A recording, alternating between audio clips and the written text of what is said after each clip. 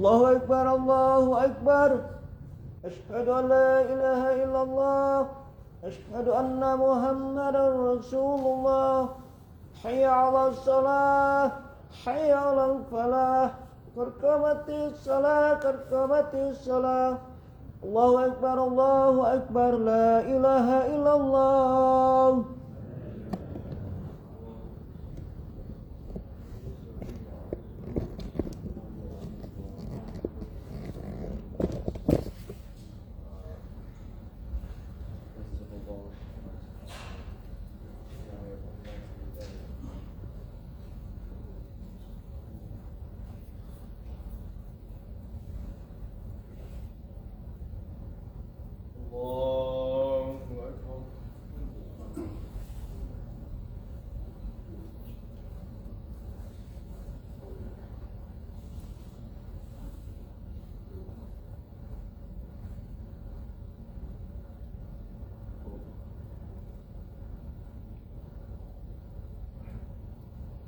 بسم الله الرحمن الرحيم.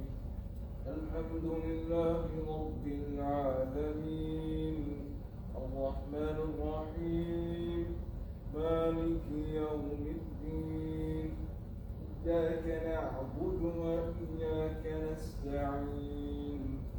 اهدنا الصراط المستقيم صراط الذين أنعمت عليهم غير المغضوب عليهم ولا الضالين.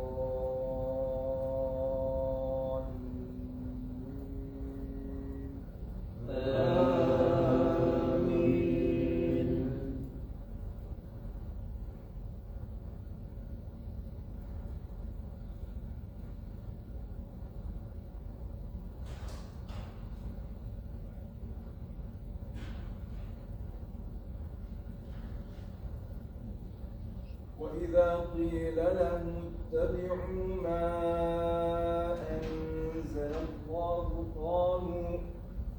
قالوا بل نتبع ما ألفينا عليه آباءنا أولو كان آباؤهم لا يعقلون شيئا ولا يهتدون. ومثل الذين كفروا كمثل الذي ينعق بما لا يسمع إلا دعاء ونداء صم بكم عمي فهم لا يعقلون. يا أيها الذين آمنوا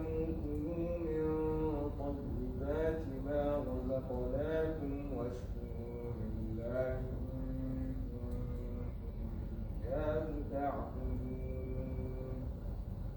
إنما حرم عليكم الميتة والدم ولحم الخنزير وما أهل به لغير الله فمن اضطر غير باغ ولا عاد فلا إثم عليه إن الله غفور رحيم. الله أكبر.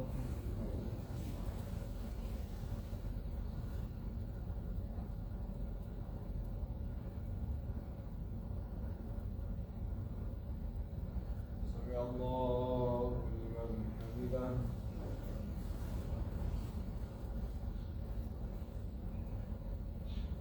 الله أكبر.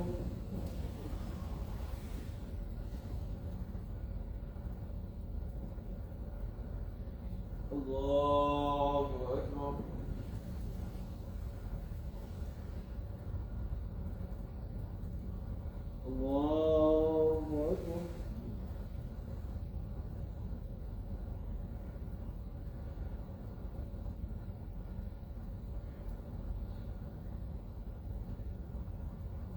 الله أكبر. بسم الله الرحمن الرحيم.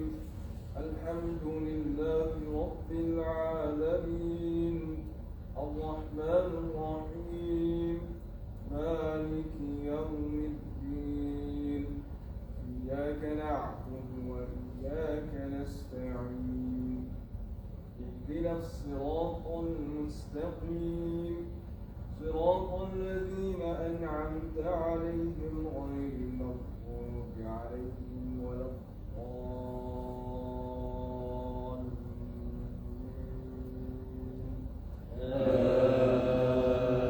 آمين.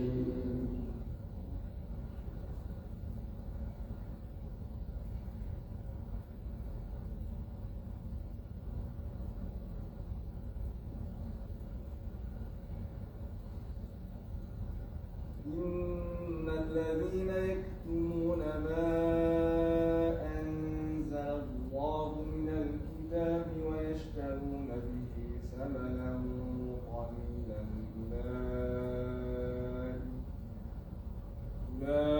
أولئك ما يأكلون في بطونهم إلا النار ولا يكلمهم الله يوم القيامة ولا يزكيهم ولهم عذاب أليم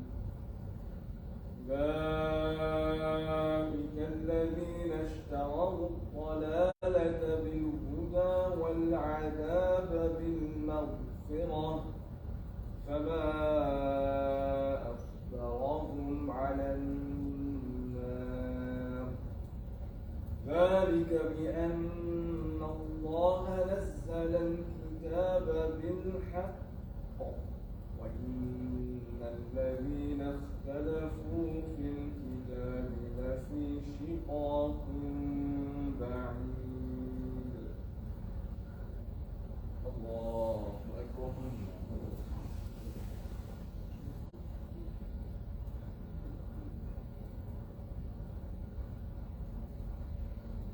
سمع الله لمن حمده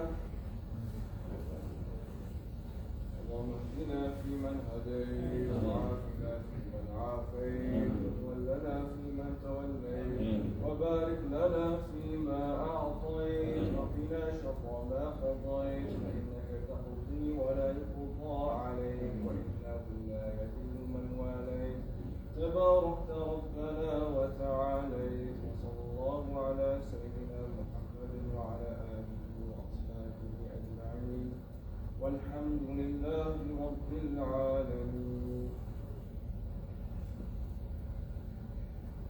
الله أكبر.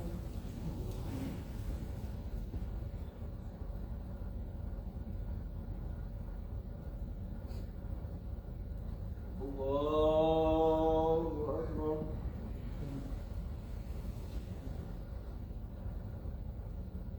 الله أكبر.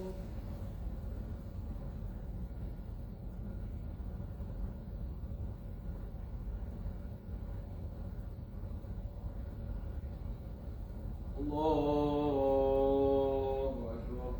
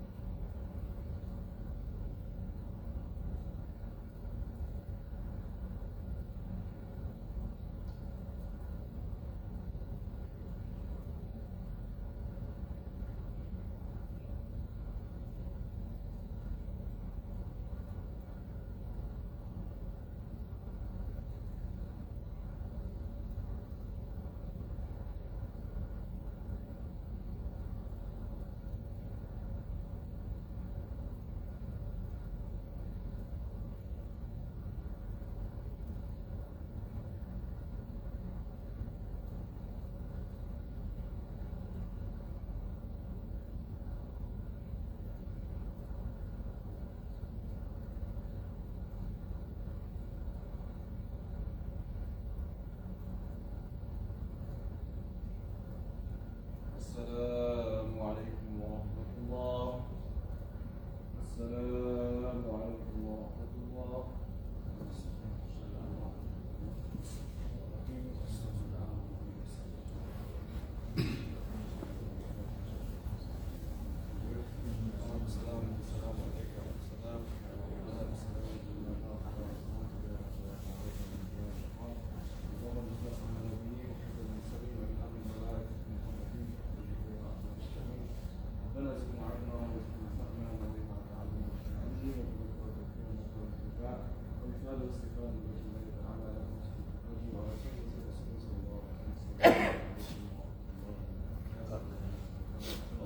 Ibn Ata'ilah's work Al-Hikam, or words of wisdom, Ibn Ata'ilah's Al-Kandari, his father, he continues on. He talks about that the most intimate of ways to be with the divine, to be with Allah subhanahu wa ta'ala, is to be in the prayer. And so he talks about salah. Some of the commentary it mentions about how to achieve the type of khushu' that you like, the type of focus, the type of presence that you that are there, as for someone with the parable being used as seeing their lover, as lovers seeing their lover. So us meaning Allah subhanahu wa ta'ala, what is the way of our khushu' and how the different levels. Level one, the first type of khushu', the first type of focus is the focus of someone who is afraid of something. You're afraid of something,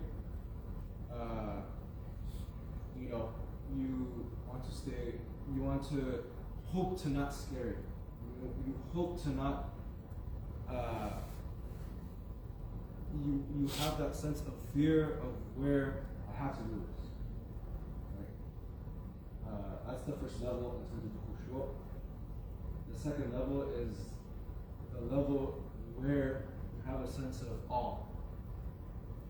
Right? You sense the magnificence of that thing. That's why I have to be there.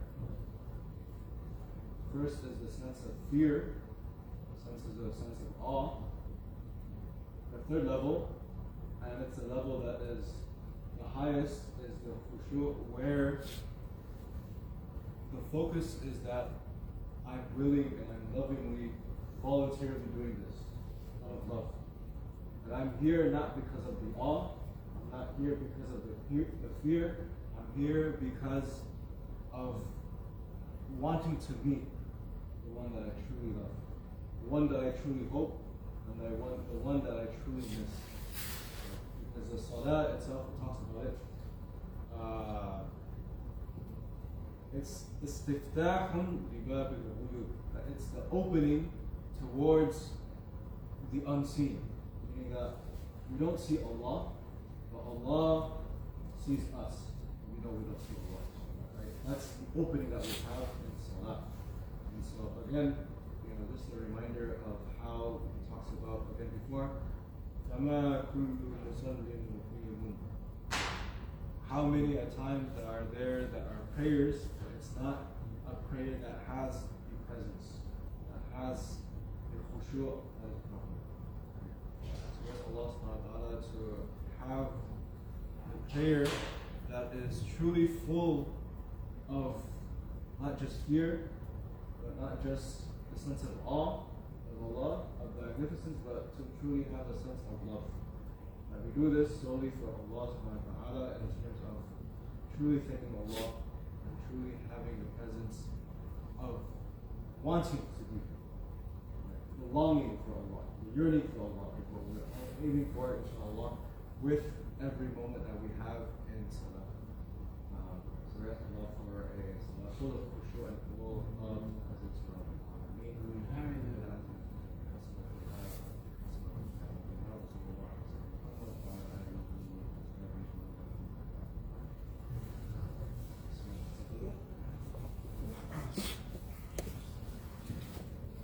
السلام عليكم ورحمة الله وبركاته.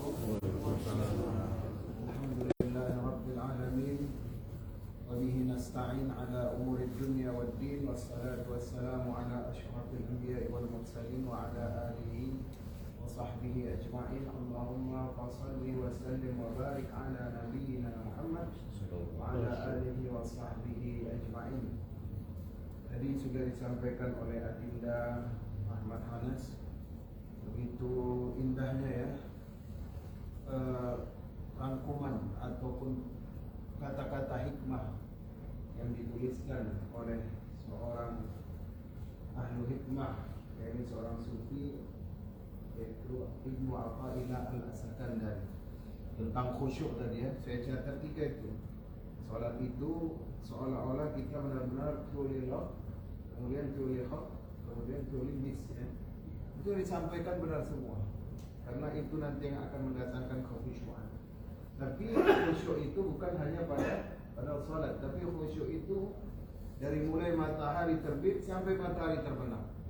Khusyuk itu kan dia ada rasa takut, ada rasa rendah hatinya kepada Allah, kemudian juga ada rasa berharap kepada Allah. Mudah-mudahan kita selalu khusyuk baik di dalam maupun di luar salat. Baiklah Bapak Ibu yang dimuliakan oleh Allah Subhanahu wa taala. Pagi hari ini saya akan membacakan satu hadis terkait tentang akhir zaman. Perkara akhir zaman ini berita nubuat. Nubuat adalah berita yang kejadiannya itu akan terjadi pada masa mendatang, tapi dikabarkan oleh Jibril pada masa Rasulullah itu. Apa gunanya? Supaya orang yang hidup nanti di masa mendatang punya modal bagaimana dia bersikap dengan kehidupan dunia. Pernah satu hari itu Rasulullah dari mulai sholat subuh Pak sampai maghrib tidak berhenti menyampaikan dan menjelaskan 70 hadis. Kata sahabat, ya Rasulullah, lima tastajil, kenapa engkau terburu-buru? Kalau tidak salah yang bertanya itu Umar bin Khattab. Ya Umar, aku takut kalau besok aku tidak sempat menyampaikan tentang perkara hadis akhir zaman ini. Jadi kadang kalau Rasulullah itu dapat berita tentang keadaan manusia pada generasi mendatang, itu Rasulullah tidak menunggu lama-lama, langsung dipanggil sahabat, langsung disampaikan hadisnya. Salah satu hadisnya ini, hadis yang diriwayatkan Abu Hurairah yang berbunyi, la taqumus sa'ah hatta yuqbidu al-ilma wa yaksuru al-haraj. Ya, tidak akan terjadi hari kiamat sampai nanti Allah tarik sedalam-dalamnya ilmu pengetahuan. Jadi selagi ada orang yang belajar, selagi ada orang yang menuntut ilmu ke Al-Azhar, ada pengajian subuh dibuat Masjid At-Tahir, maghrib ba'da isya dibuat, itu berarti akhir zaman itu masih ada temponya. Yaitu tidak akan terjadi hari kiamat sampai Allah tarik, ya, yuqbidu, yaitu Allah tarik dari dalam hati manusia, tidak ditinggalkan walaupun hanya setitik tai lalat. Di dalam hati manusia ilmu pengetahuan. Sampai-sampai nanti pada zaman itu Pak, ada orang yang tahu cuman bilang Allah, Allah. Gak ada lagi ulama, gak ada lagi ustaz-ustaz safari dakwah, dia ke LA, ya, dia bawa apa tanpa bagasi, ya. Gak ada lagi. Orang cuman tahu bilang apa? Allah, Allah. Kenapa? Saking dia gak punya ilmu apa-apa, tapi mau menyelamatkan imannya. Jadi saya harap ini LA apa ini Masjid Al-Tahir menjadi corong ilmu pengetahuan, apalagi ilmu yang mengajarkan orang-orang untuk kembali kepada Allah. Jangan berhenti, ya. Kemudian wataktsura az-zalazil, nanti akan terjadi banyak gempa, sudah di depan mata, ya. Wa yataqarab az-zaman. Nah, ini kita agak fokus sedikit, dan waktu itu akan terasa dekat, akan terasa singkat, ya. Para ulama hadis mengatakan ini dua maksudnya. Yang pertama bisa jadi perputaran bumi mengelilingi matahari itu temponya dipercepat, atau bisa jadi manusia kehilangan waktu-waktu barokah. Ya salam, kita sedang berada di zaman itu, kita banyak meninggalkan waktu-waktu yang barokah. Ini subuh, dari mulai sepertiga malam Allah turun menaburkan rahmat, malaikat turun mencatat segala permintaan. Barang siapa yang membaca Al-Quran baik sedang salat maupun di luar salat, maka dia nanti akan mendapatkan dif'ah, mendapatkan perlindungan pada saat berada di alam barzakh. Innal Qur'an al-fajri kana mashhuda.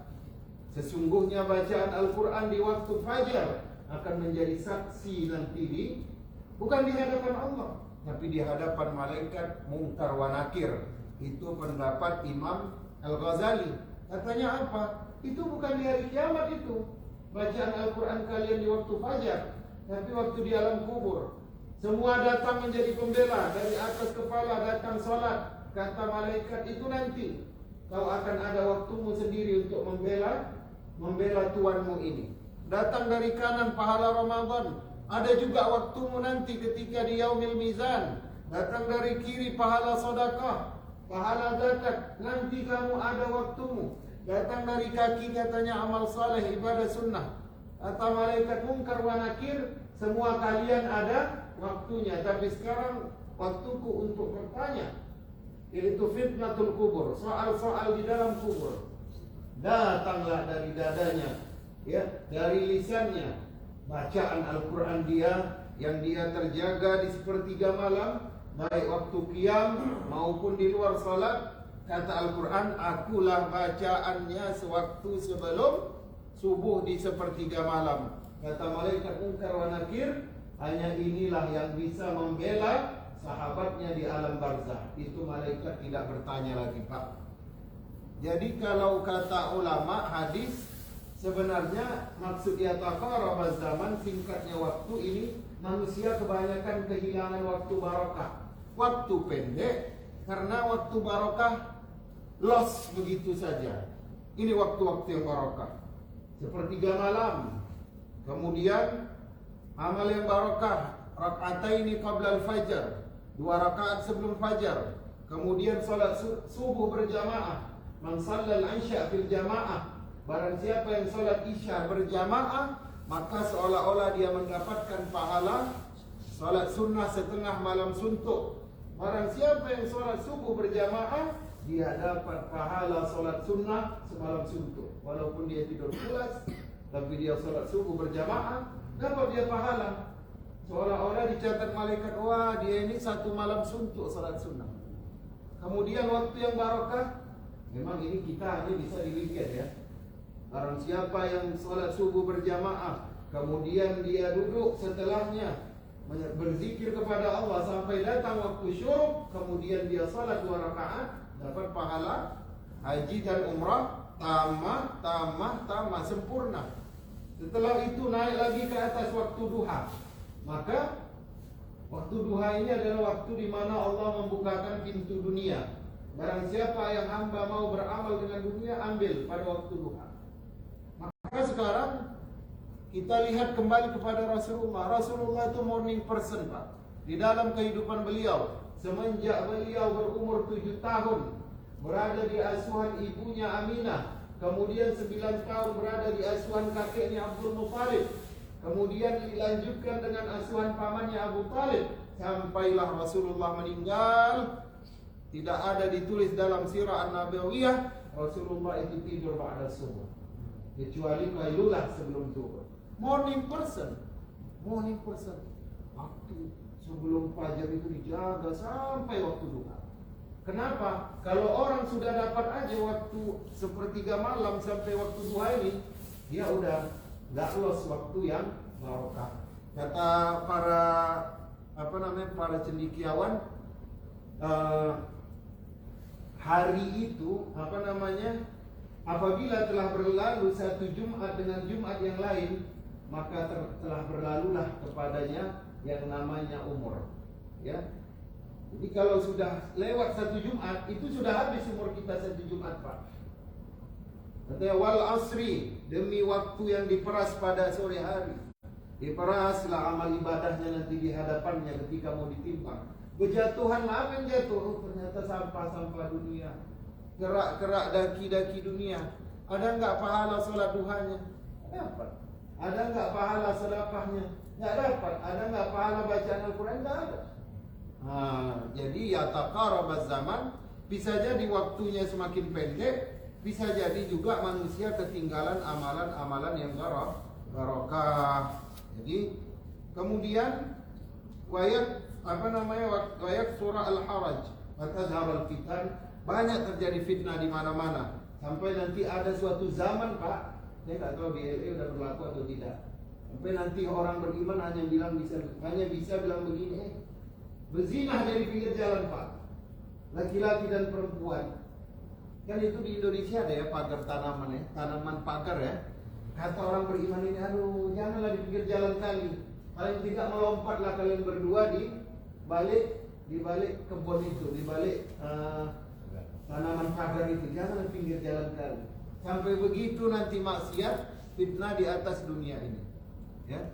Kalau di Indonesia orang berciuman di pinggir jalan di Kuningan itu udah ada kadang ya. Kemudian wa yuksara al-haraj.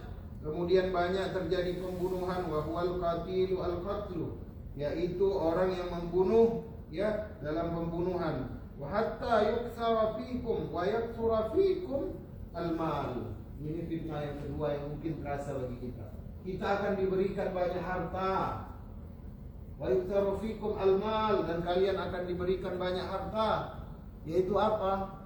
Salah satu tanda kedatangan akhir zaman, kata Rasulullah, apabila makanan itu bertimpa-timpa. Belum selesai ayamnya udah datang ikan salmonnya. Belum selesai salmonnya udah datang steaknya. Saya nggak minta ya Pak, ini saya mengingatkan. Jadi itu tanda akhir zaman. Ada dessert, apa dessert atau dessert? Dessert ya. Saya nggak bisa bahasa Inggris Pak. Terus ada appetizer, ya kan? Itu tanda-tanda akhir zaman itu. Ya. Tapi kalau lagi ada urusan nggak apa-apa. Tapi kalau saya pergi ya. Jadi banyaknya makanan yang bertimpa-timpa itu juga tanda akhir zaman. Orang kalau sudah perutnya kenyang, kenapa? Karena dia sudah diberikan banyak harta. Fayafidu, maka kosonglah. Apa yang kosong? Hatinya. Jadi jangan takut kekurangan harta. Nanti akan datang suatu zaman kita akan dilebihkan harta. Sampai-sampai kita minta, ya Allah ambil. Tidak ada lagi orang yang mau menerima harta ini. Harta ini membuat hatiku kosong. Ya, maka saya cukup bangga dengan Masjid At-Tahir.